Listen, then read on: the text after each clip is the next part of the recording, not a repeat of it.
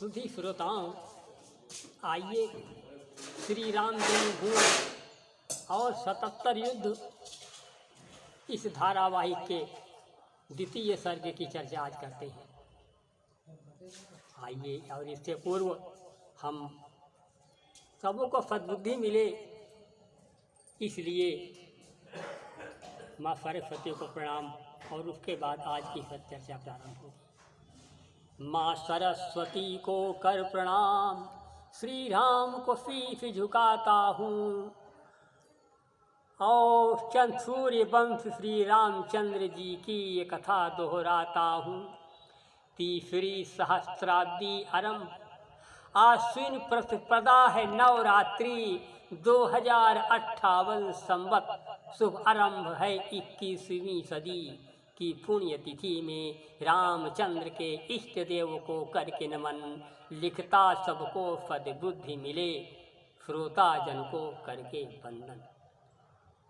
लंका विजय के उपरांत जब राम राज सिंहासन पर बैठे, फिर सीता निष्कासन, सीता ने निवास किया ऋषि वाल्मीकि के आश्रम में, और उसके बाद भगवान राम ने अश्वमेध यज्ञ किया।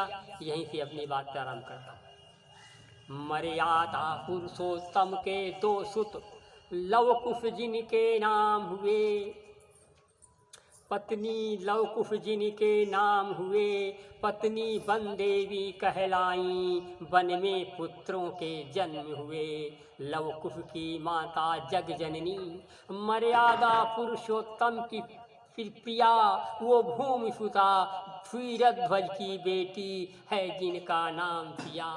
जब दिया निकाला राघव ने, जब जीवन से जी हारा है, श्री राम श्री वाल्मीकि कवि ने संकट की घड़ी में दिया सहारा है। जिसकी हत्या का दोष भिलो, अधिकार नहीं ये तुम्हारा है। तब धीरज सीता को आया और वाल्मीकि के आश्रम में दोनों पुत्रों के जन्म हुए, ब्रह्मचारी वीर लगे पलने। इस प्रकार उस ऋषि के आश्रम में सीता जी बनदेवी के नाम से निवास करने लगी, और उसके बाद भगवान राम ने अश्वमेध यज्ञ किया। इससे ये पता चलता है कि हमारा कोई विरोधी तो नहीं है। अगर कोई वो विरोधी है कोई, तो वो हमारी अधीनता स्वीकार करे। ऐसा मन में विचार करके राम ने वो घोड़ा छोड़ा, और वो घोड़ा पहुंचता है ऋषि वाल्मीकि के आश्रम में। वहाँ लवकुश ने उस घोड़े को पकड़ लिया। जब राम आए तब देखा सीता को। राम ने सोचा ये तो यहाँ रहती है, लेकिन सीता ने उसी दिन विचार लिया था कि अब तुमने मुझे छोड़ दिया तो अब दोबारा तुमसे जीवन में मिलन नहीं होगा। देखिए आप आगे का दृश्य। उतवस्वमेघ किया राम ने, घोड़ा छोड़ा सब दल हारा था, सीता धरती में समा गई, धाया जब राम बेचारा था।